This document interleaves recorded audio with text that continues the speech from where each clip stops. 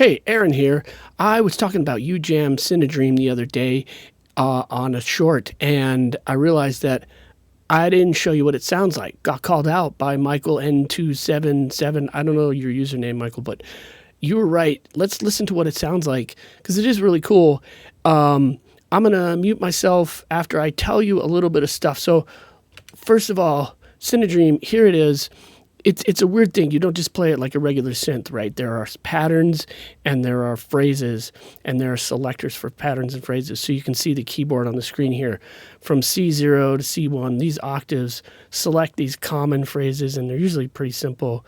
And then C2 to that octave, C2 to C3, selects these stylistic phrases. And you can see I've got one selected for this song I'm working on. And then over here is basically where you play, and you're basically selecting like the chord usually. So chord mode, note mode. Okay, so you can select chord or note mode. You can select whether it's open chords or not. Select the key. I probably should have thought that through when I was using this because I'm not even sure I'm in that key really, but whatever. And then there's all these style selectors too. So you got like all this style, and I selected this. And then you got all these presets, right? So the presets load up all this stuff. They load up contours, they load up the character, the variants, the stomp box, tuning, amp modelers, width or not. This is a plugin I think that, or a preset I think that I didn't have. No, I did have width, but then I changed it. There's the focus, dust. This is all just stuff to make it sound different. Drive. Ultimately, they actually do sound like guitars that are messed with or played in a way that's more textural. But I was looking for something rhythmic for this one. So you'll see these keys light up as I play like a pattern, but really I'm just changing the chord for this pattern. So this is what this sounds like. Let me unmute and give you what it sounds like. And then I'm going to mess with it, and you'll just see what happens as I mess with it. So here we go.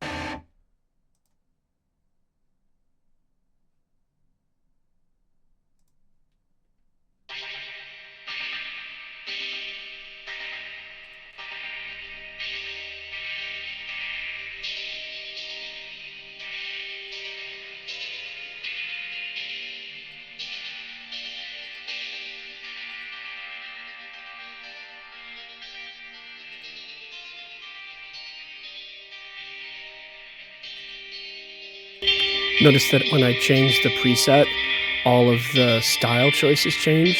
And you notice also like this is where you use the phrases that are defined by these style choices. And then in the under octaves, it's not so much that, it's just the phrases, common phrases.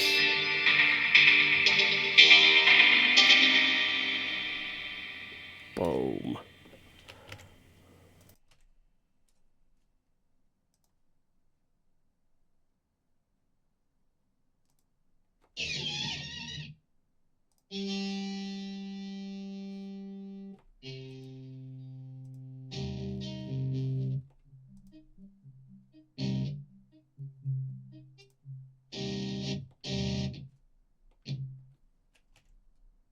Wait, was I wrong about that? Where the style changes when you change the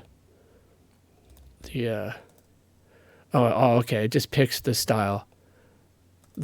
Yeah, so it's always the same styles. That freaked me out for a second. Okay, good. That makes more sense. Let's take a look at some more stuff.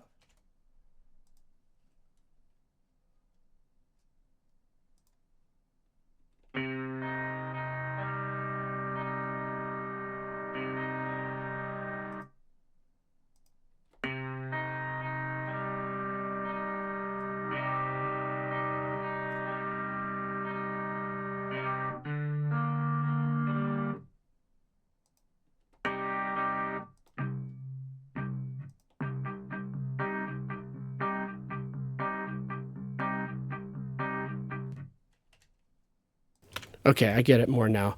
So this is like this section is changing the tone, changing the tone of your guitar and amp basically, and all the effects and stuff that it's gonna have, and then this is like what you're playing on it, right? So the preset's gonna load up a sound and whatever you're playing on it, but then you can just change it all.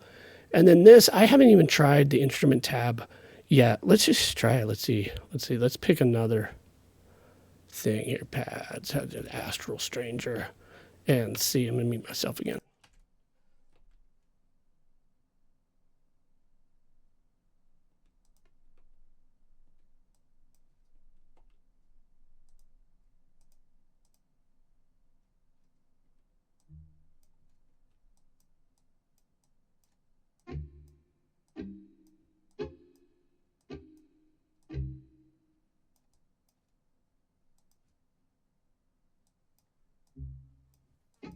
Oh, okay. Let's see. Let's get a MIDI controller and see what happens here. First guitar. Gotta get this MIDI controller. Boom, right behind me. I'm getting a MIDI controller because I think this is the area where you can play it more like an instrument. Maybe not, yo.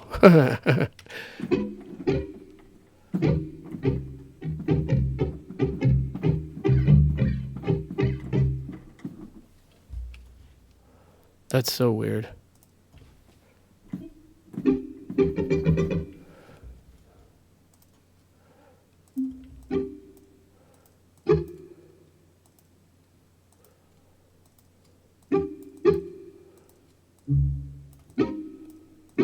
Honestly, I don't get the instrument tab at all, but now you see a little bit more of what it sounds like, Michael and everyone else. Cinedream is really cool. There's a whole lot to go through there.